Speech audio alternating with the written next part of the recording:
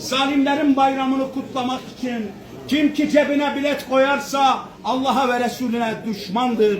Sustunuz Müslümanlar, sustunuz ve suskunluğunuz zalimlere cesaret verdi. Suskunluğunuz zalimlere cesaret verdi.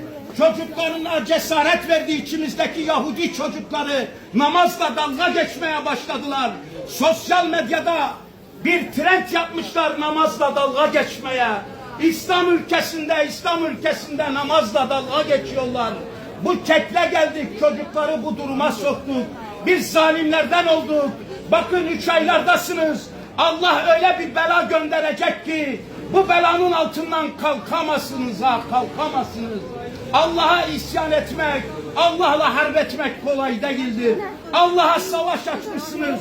Sadece dünya için çalışmaya, dünya için tapmaya, dünyaya tapmaya başlasınız. Zalimlerden olmayın, zalimlerden olmayın, olmayın.